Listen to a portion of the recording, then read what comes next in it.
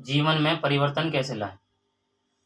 हमारे जीवन में अनेक परेशानियां चल रही हैं। हम अपने लक्ष्य से भटके हुए हैं और अपने स्वास्थ्य से भी। तो उत्तम स्वास्थ्य पाने के लिए हमें साधना करनी चाहिए। उत्तम लक्ष्य पाने के लिए हमें साधना करनी चाहिए। अगर आप चाहते हैं कि आपको एक उत्तम स्वास्थ्य मिले और एक उत्तम लक्ष्य मिले तो आप साधना करें। पहले के हमारे पूर्वज साधना करते थे, ऋषि मुनि साधना करते थे, इसलिए उनकी आयु कितने हजारों वर्ष की होती थी। और हमारे पूर्वज साधना करते थे तो इसलिए उनकी आयु भी 100 वर्ष से ऊपर होती थी।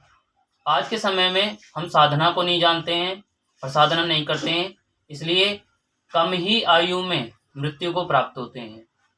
हमें अपने शरीर के अंदर जो दिव्य शक्तियां हैं उन्हें पहचानना चाहिए और उसको पहचान सकते हैं साधना के द्वारा।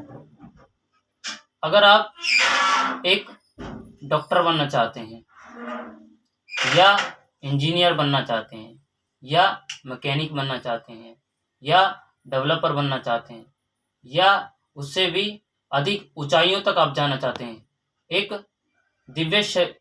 दिव्य पुरुष बनना चाहते हैं, एक अच्छे व्यक्ति बनना चाहते हैं, तो आप अपने जीवन में साधना को अवश्य लेके आएं।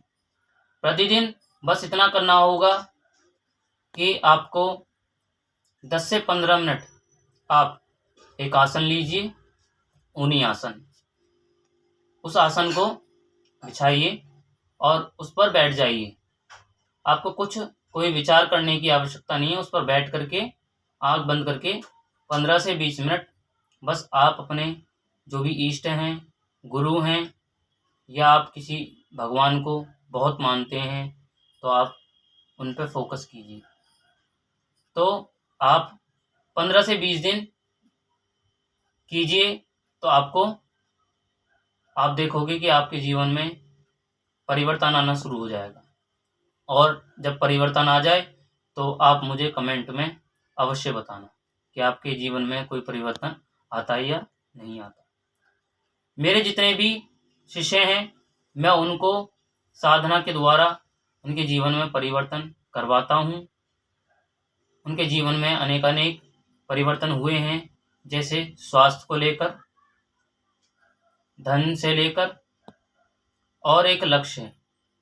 तो अब जितने भी मेरा कार्य है कि अब जितने भी यंग हैं, बच्चे हैं जो 10 से 12 वर्ष के हैं, उनसे लेकर के जो 25 से 30 वर्ष तक के हैं, उन सभी को मैं साधना करा रहा हूँ, जिससे कि वो अपने लक्ष्य को प्राप्त हों और एक उत्तम स्वास्थ्य पाएं और उत्तम धन पाएं। तो साधना के द्वारा ये सब संभव हो सकता है। इसलिए साधना करने से पहले हमें एक गुरु की आवश्यकता होती है। जैसे हमें बचपन में जब हम बहुत छोटे होते हैं तो माता पिता ही हमारे गुरु होते हैं, वही हमें चलना या बोलना सिखाते हैं। उसके बाद में जब हम विद्यालय में जाते हैं तो हमारे जो गुरु हैं वो दूसरे गुरु हैं जो हमें पढ़ाते हैं। तीसरे गुरु वह हैं जो हमें आत्मा का बोध कराते हैं, हमारे आत्मबोध कराते हैं और गुरु मंत्र दीक्षा देते हैं। तो वो हमारे तीसरे गुरु हैं जो हमारे शरीर में सोई हुई शक्तियों को जगाते हैं, उनको गुरु कहते हैं। तो इसलिए यदि आप अपने जीवन को स्वास्थ्य में बनाना चाहते हैं, धन में बनाना चाहते हैं और एक उत्तम लक्ष्य चाहते हैं तो अपने जीवन में किसी भी एक को आप गुरु बनाएं। चाहे आप माता को गुरु बनाएं, चाहे पिता को गुरु बनाएं, चाहे आपके अपने बड़े हैं उनको ही गुरु क्यों ना बनाएं, या आप हमसे भी जो है जुड़ सकते हैं और हमारे द्वारा साधना करके अपने जीवन को एक आनंदमय जीवन बना सकते हैं। इसलिए